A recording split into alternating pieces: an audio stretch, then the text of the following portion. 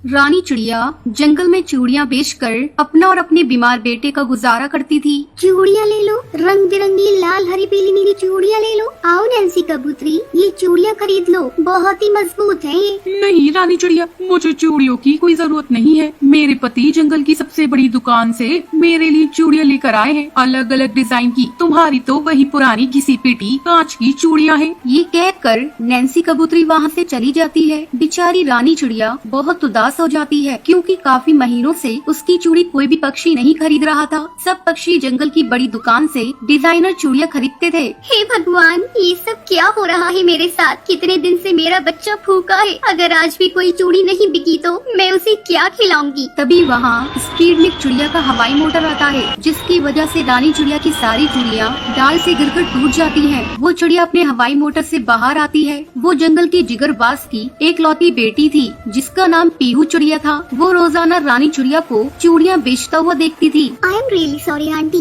पता नहीं कैसे मेरे हवाई मोटर का कंट्रोल हो गया। आपका जो भी नुकसान हुआ है आप मुझे बता दीजिए, मैं आपको उसके पैसे देने के लिए तैयार हूँ। बेटा, जो नुकसान होना था हो गया, वैसे भी कोई बात नहीं, इन चूड़ियों को कोई खरीद नहीं रहा था। नहीं आंटी, आप मुझे ऐसा कीजिए, ये सारी साबुत चूड़ियाँ हैं, इन्हें दे दीजिए। वैसे भी मुझे चूड़ियाँ पहनने का बहुत शौक है। ये कहकर पीहू चिड़िया रानी चिड़िया से चूड़ियाँ खरीद कर उसे पैसे देकर वहाँ से चली जाती है। अब घर आकर वो रानी चिड़िया की गरीबी के बारे में सोचने लगती है। मुझे कैसे भी करके उन चिड़िया आंटी की मदद करनी होगी। वो कैसे धूप गर्मी में सारा दिन चूड़ियाँ बेचती हैं और कोई उनसे चूड़ियाँ खरीदता भी नहीं है। बेचारी बहुत ही ज्यादा गरीब है। अगले दिन पीहू चिड़िया फिर से रानी चिड़िया के पास जाती है। रानी आंटी, आज आप मुझे ज्यादा महंगी वाली चूड़ियाँ दीजिएगा। आपको पता है, मेरी वो सारी चूड़ियाँ मेरी सहेलियों ने ले ली, उन्हें बहुत पसंद आई। अब वो मुझसे और मंगवा रही है। ये सुनकर रानी चिड़िया बहुत खुश हो जाती है। बेटा, अभी तो मेरे पास यहाँ पर 2 दर्जन ही चूड़ियाँ हैं। ये महंगी वाली घर पर है, वहाँ से लानी होंगी। रानी आंटी, ऐसा कीजिए, आप मुझे अपने घर लेकर चलिए, मैं वहाँ से अपनी पसंद की चूड़ियाँ खरीद लूंगी। पीहू चिड़िया रानी चिड़िया को अपने हवाई मोटर में बिठाकर उसके घर जाती है।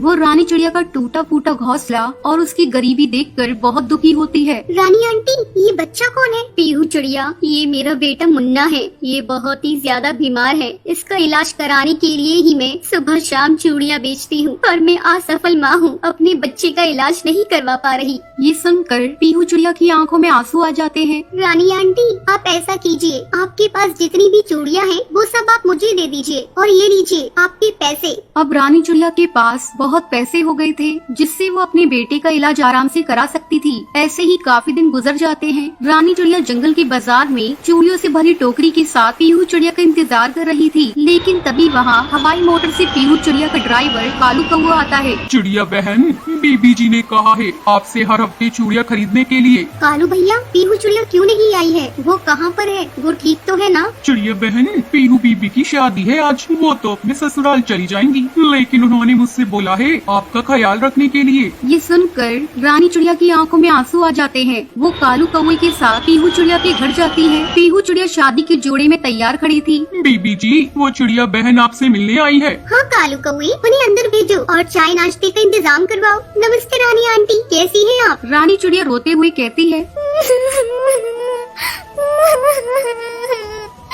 पीहू बेटा, तुम बहुत ही ज्यादा खूबसूरत लग रही हो, बस एक चीज की कमी है। ये लो लाल रंग की चूड़ियाँ, ये तुम्हारे ऊपर बहुत अच्छी लगेंगी। और मुझसे एक वादा करो, जब भी तुम अपने मायके आओगी मुझसे मिलने जरूर आना, और मेरा आशीर्वाद है तुम्हारे साथ, तुम हमेशा खुश रहो। हाँ रानी आंटी, क्यों नहीं, आप मेरी माँ जैसी हैं। ये कहकर वो दोनों गले लग जाते हैं। टुन्नू और उसकी पत्नी टोनी की एक छोटी बेटी थी, जिसका नाम टुनटुनी था। टुन्नू और टोनी जंगल में सामान बेचकर अपना गुजारा करते थे, और वही जंगल की एक छोटी सी डाल में रहकर अपना गुजारा कर रहे थे। टोनी दोबारा गर्भवती थी, इसलिए वो डाल के आसपास ही आते जाते पंछियों को सामान बेचती थी। एक दिन टुनी, नदी के उस पार आने जाने वाले पक्षियों की काफी भीड़ लगी रहती है। मैं सोच रहा हूँ आज थोड़ी देर वहीं सामान बेचकर आ जाता हूँ। अरे जी, इतनी भीड़ में ध्यान से जाना, नदी किनारे तेज हवाएं भी बहुत चलती हैं। उसके बाद टुन्नू नदी किनारे सामान बेचने चला जाता है। ले लीजिए भैया ये खिलौना, आपके बच्चे के लिए गुब्बारा ले लो भैया। अरे ओ चिड़े, ये गुड़िया कितने की है? 20 रुपए की है साहब। 20 रुपए की? 10 रुपए की लगा, बता दे रहा है या नहीं? तभी इतनी देर में तेज हवाएं शुरू हो जाती है। ले लो, आप 10 रुपए ही दे दो। टुन्नू 10 रुपए लेकर जैसे ही हरी काका को गुड़िया पकड़ा कर पलटता है, एक तेज हवा का झोंका उसे सीधे अपने साथ नदी में ले जाता है। टुन्नू वही नदी में डूबकर मर जाता है। टुन्नू के साथ एक कालू नाम का कौवा था जो टुन्नू के साथ सामान बेचता था। वो ये दुर्घटना देख लेता है और टोनी को बताता है। नहीं, ये नहीं हो सकता। मैं किसके सहारे जीऊंगी? मुझे क्यों छोड़कर चले गए टुनटुनी के बापू? बापू आप कहाँ चले गए? बोलो बापू। टूनी टुनटुनी के हाथ से टुन्नू का अंतिम संस्कार करती है। टुन्नू के मर जाने के बाद टूनी बिल्कुल अकेली हो गई थी। एक दिन टूनी अपनी बेटी टुनटुनी गोद की बच्ची को लेकर दिन भर जंगल में गुब्बारे बेचती थी। एक दिन टुनटुनी तू यहीं पिंकी के पास रहना, आज धूप और गर्मी ज्यादा है इसलिए तुम दोनों यहीं रहना। मैं कुछ गुब्बारे और गुड़िया बेचकर पिंकी के लिए दूध और तुम्हारे लिए रोटी ले आऊंगी। टूनी गुब्बारे बेचने चली जाती है। साहब ये गुड़िया ले लो, 10 रुपए में 2 गुड़िया हैं। ले लो ना साहब, ले लो बेबी जी। ये गुब्बारा ले लो, आप खरीद लोगी तो मैं बच्चों के लिए कुछ खाने को ले जाऊंगी। टूनी बड़ी मुश्किल से कुछ गुब्बारे बेच पाती है और थोड़ा दूध और रोटी बच्चों के लिए खरीद कर लाती है। तभी एक हरी ताई टूनी के पास आती है। टूनी कल हमें ये घोंसला खाली करना पड़ेगा, यहाँ से अब तू भी कहीं और रहने की जगह ढूंढ ले। मैंने तो एक जंगल में 100 रुपए किराए पर एक घोंसला ले लिया है, बस तुझे ये खबर देने आई थी।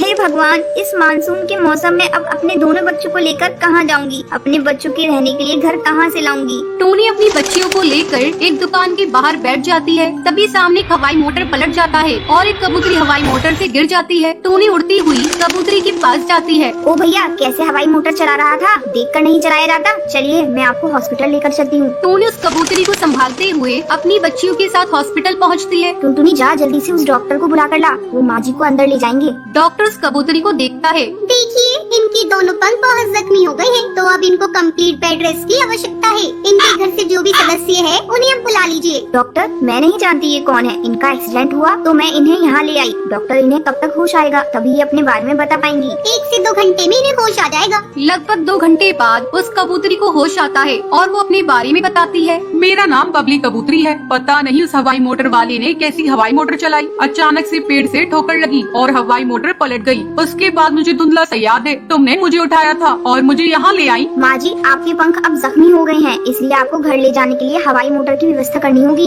बेटी मेरे पति अपने बिजनेस के काम से दूसरे जंगल गए हुए हैं, मेरी एक सहायता करो। हवाई मोटर से घर तक पहुँचने में मेरी मदद कर दो। डॉक्टर मैं बिल अकाउंट से भर दूंगी, आप एक हवाई मोटर की व्यवस्था करा दीजिए। माँ जी आप बिल्कुल भी चिंता मत करिए, मैं आपके साथ ही चलूंगी। टूनी बबली कबूतरी को हवाई मोटर में घर तक लेकर आती है। बबली कबूतरी को उस वक्त एक सहारे की बहुत जरूरत थी जो टूनी के रूप में उन्हें मिली। घर पहुंचकर बबली कबूतरी अपने पति बंटी कबूतर को फोन पर सारी बात बताती है। टूनी मैंने अपने पति को फोन कर दिया है, वो कल सुबह ही आ रहे हैं। क्या तुम कल सुबह तक मेरे पास रह सकती हो? टूनी बबली कबूतरी की बातों को सुनकर रोने लगती है।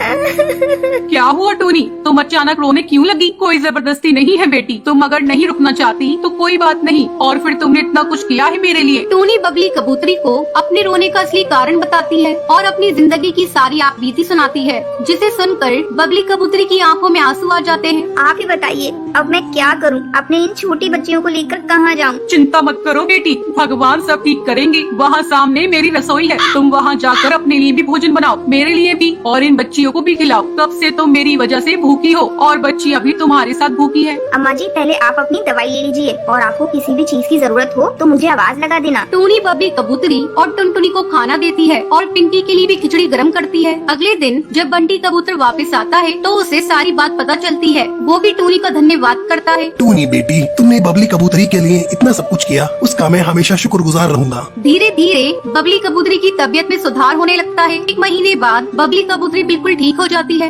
माँ जी अब आप ठीक हो गई हैं, तो अब मुझे भी चलना चाहिए। मुझे भी आपके पास रहते इतने दिन हो गए, आपसे इतना प्यार पाकर धन्य हो गई। आपने मेरी बच्चियों को इतना प्यार दिया, इतना दुलार दिया, इसके लिए मैं सदैव आपकी आभारी रहूंगी। सुनो टूनी, पिंकी और टुनटुनी मुझे नानी माँ कहकर बुलाती है। क्या ये बच्चियाँ हमेशा के लिए अपनी नानी माँ के पास नहीं रह सकती? हाँ टूनी बेटी, हमारी कोई औलाद नहीं है, पर टुनटुनी और पिंकी को देखकर हमारे मन में नाना नानी वाला प्यार उमड़ पड़ा। तुमने बबली कबूतरी की माँ जैसी सेवा की है बेटा, हम अपनी बेटी को बेसहारा नहीं भटकने देंगे। टोनी की आंखें आंसुओं से भर आती हैं। बेसहारा को सहारा मिल जाता है और वो खुशी खुशी वहीं रहने लगती है।